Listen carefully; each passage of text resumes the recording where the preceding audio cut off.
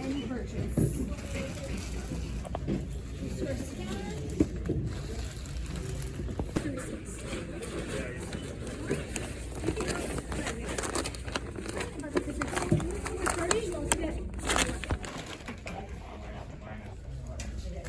Get a free bucket today too. We spin over.